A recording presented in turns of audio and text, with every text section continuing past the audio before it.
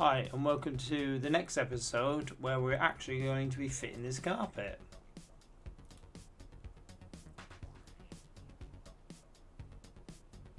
I'll show you how to stretch it, how to tuck it and the way to cut it. Now we're going to use this is called a carpet stretcher, and that's the pad on the back. And at the front there's a dial and it sets the different depth of the teeth that are at the front. As you can see, they spike out, and what you want to do is you want to set them to the thickness of your carpet that you're fitting, so you don't go all the way through the backing, they just stick it into the backing.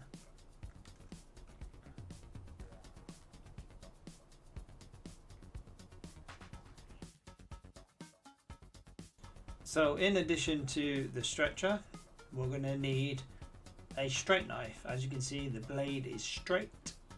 I'm going to use that today. And we're going to need a lino knife, or in the trade we call it a pokey. That is an old traditional lino knife. We use it for poking down the carpets.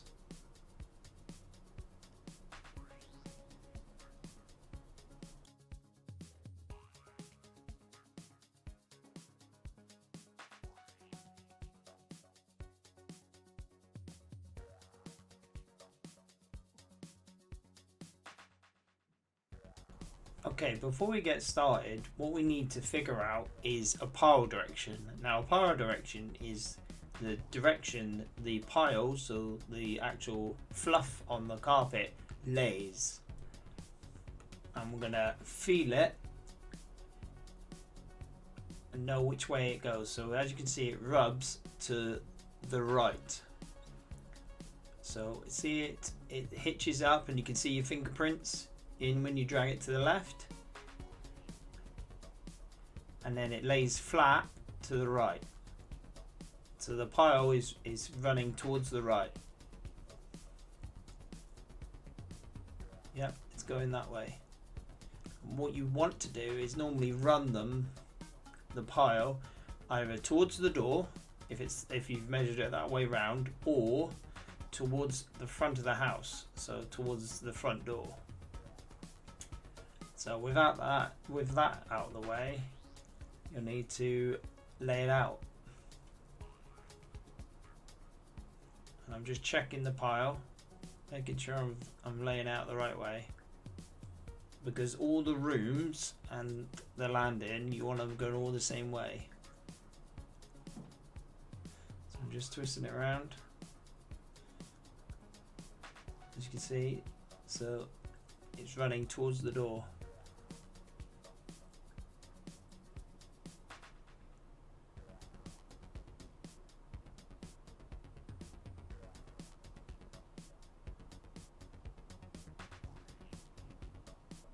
Now, the trick to laying out a carpet is folding in your corners. So you fold your corners in like an envelope, and it makes the carpet a lot easier to maneuver around. It's less likely to catch your wars.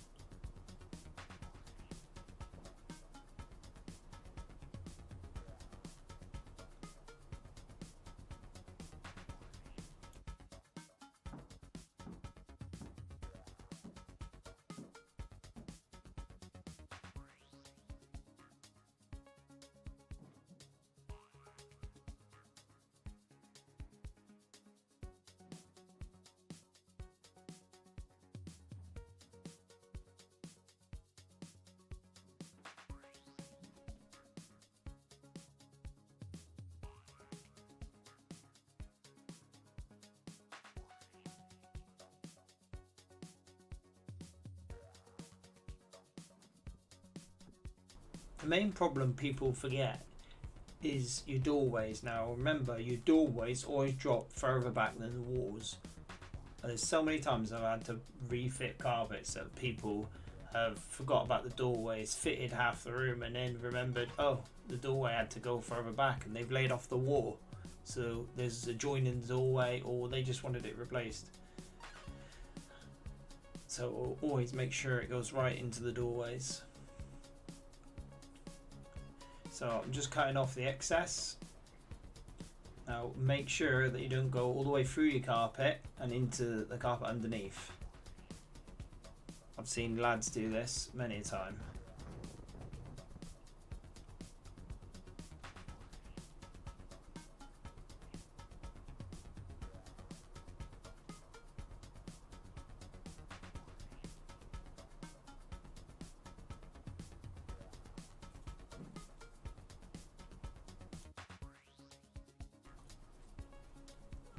Okay, so I'm going to start off this corner by the door. So I'm going to try and take this door stop off, but obviously it doesn't come off. So I'm just going to slide it under. I'm going to release some tension on the carpet into this doorway here. Unfortunately you can't see it. And this is the corner I'm going to start.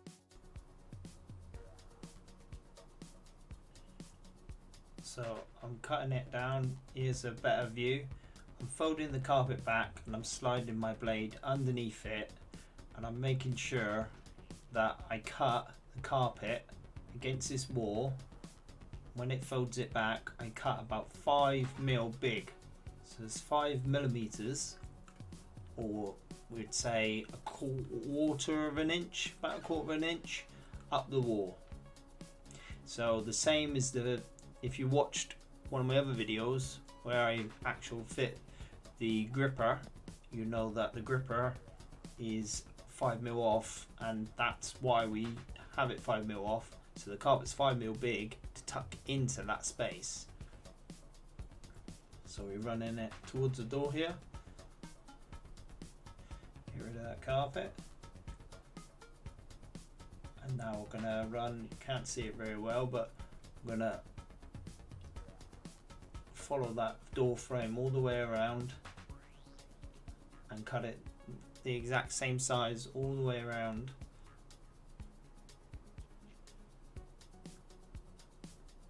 Take your time.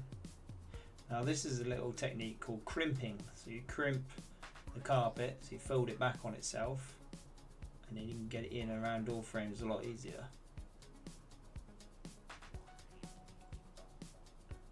And here comes the pokey or liner knife.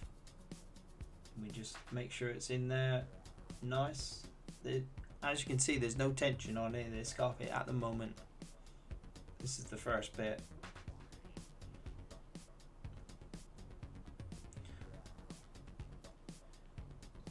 So the only tension I'm putting on it is my fingers, and I'm holding the carpet on the gripper. So I'm pushing the carpet and just keeping the carpet in one place and onto that gripper so it doesn't bubble back. If you didn't have your hand there while I'm poking it, you'll get a big bubble. Now it tried to bubble up a little bit then, but I just tapped it back down onto the gripper so it held it itself in place.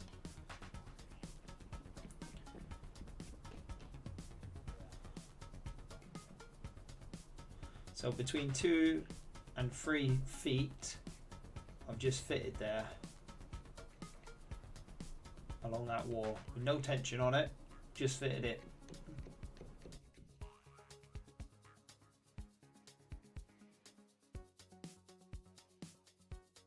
Now we're going to go to the opposite side of the room.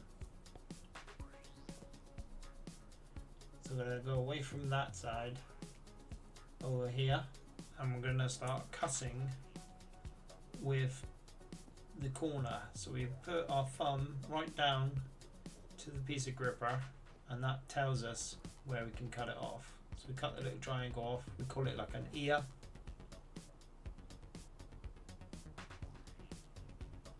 And now we're going to set the structure up. I'm going to make sure we're completely opposite that corner that's already been poked. I'm going to come up here, set the stretcher to so it's the right depth. We're going to make sure that we're not on the gripper with our stretcher, and we're going to give it a knee. So always knee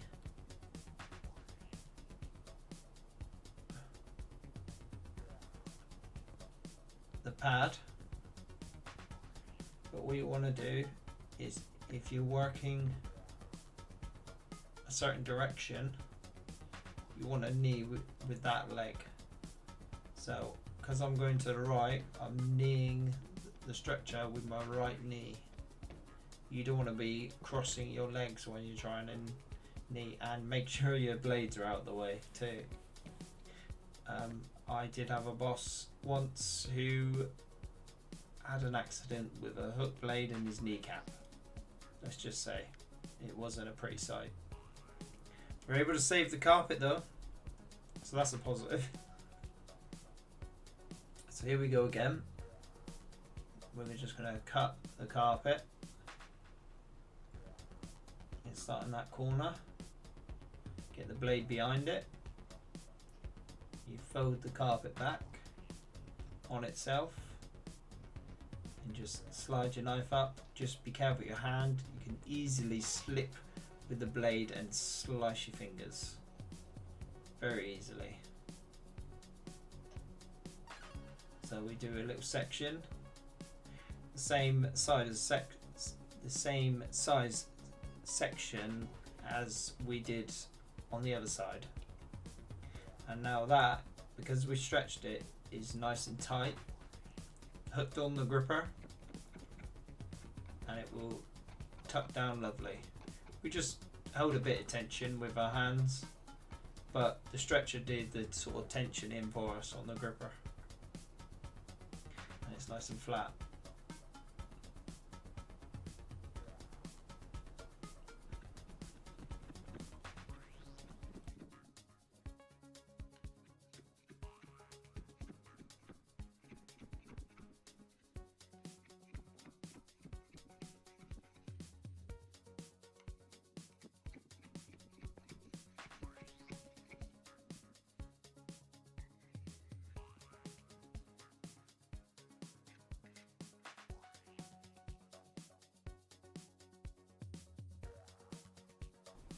Now that's done, what we should have done is, before we cut that carpet, is check this and make sure we didn't pull it off the gripper.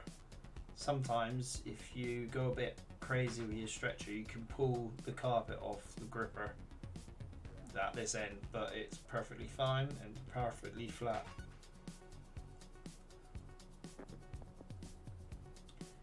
Now we've got tension across this. That is all tensioned, so we can fit this wall.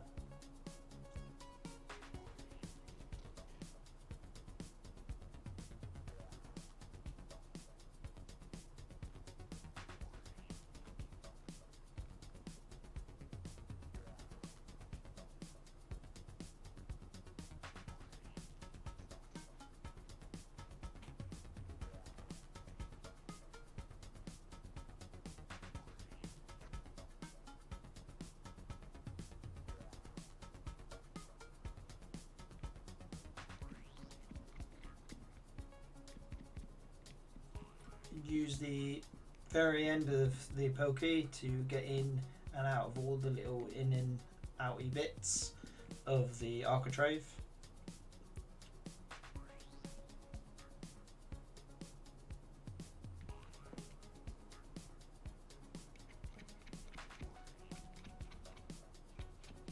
All the time holding your hand on the gripper so it doesn't pull back off, and always cut little fibres off, because that is a nightmare when you hoover and you start seeing all these stringy bits coming out around the edge.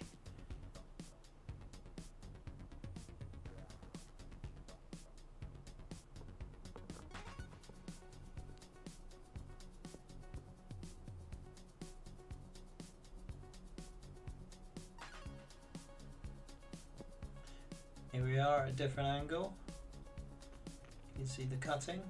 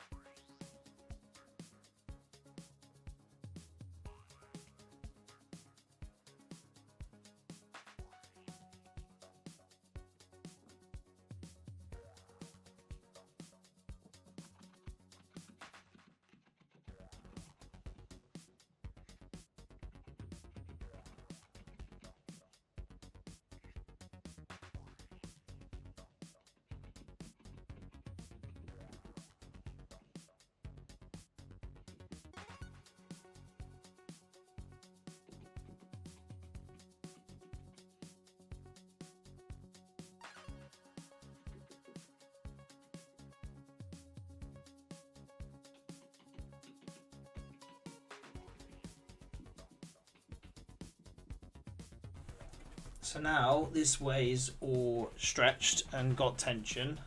We're going to go opposite this way and we're going to get this wall stretched on, which will tension this carpet so you can cut it, so all the bubbles will be out.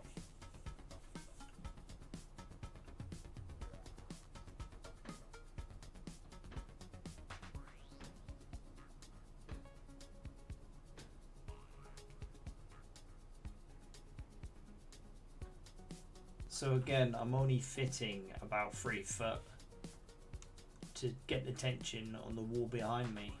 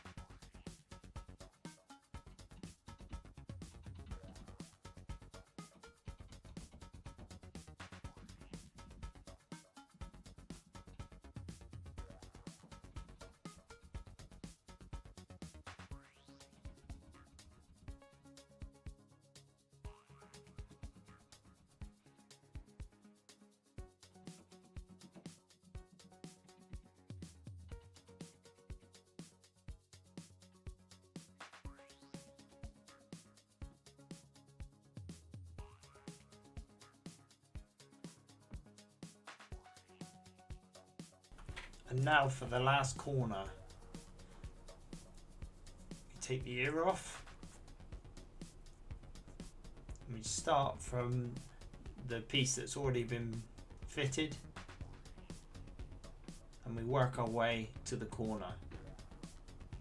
As you're stretching, putting your hand over the gripper to hold the carpet onto that gripper so it doesn't come away.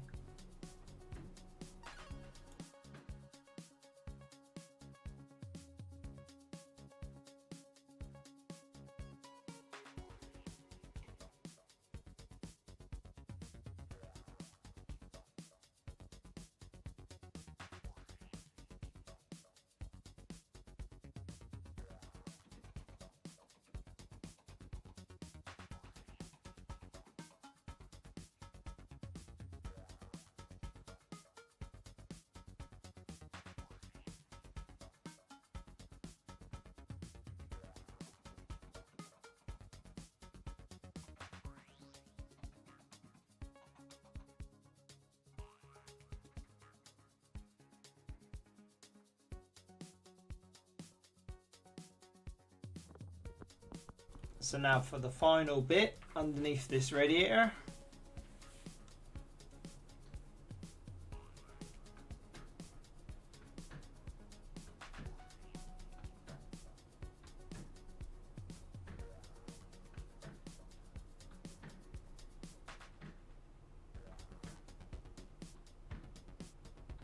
And that's the final bit of stretching for this room.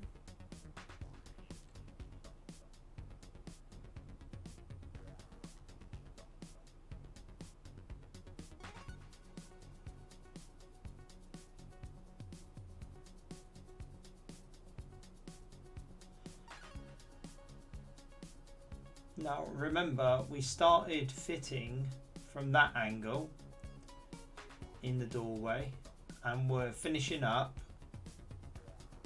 here in this corner, so diagonally.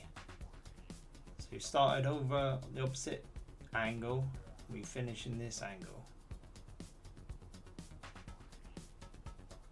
And that's the way I do all my carpets.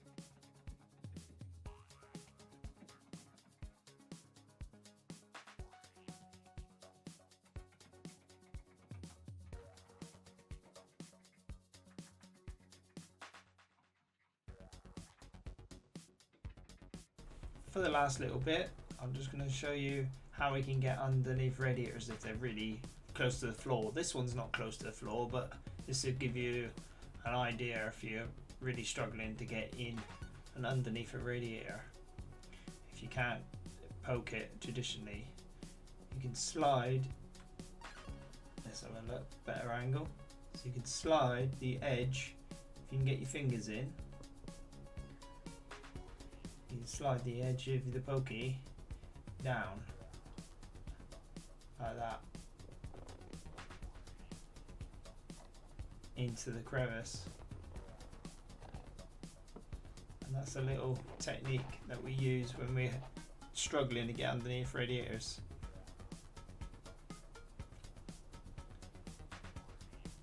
And there we go. All sorted. So if you like this video, please give it a thumbs up, subscribe if you haven't, and I'll see you in the next one. Thanks.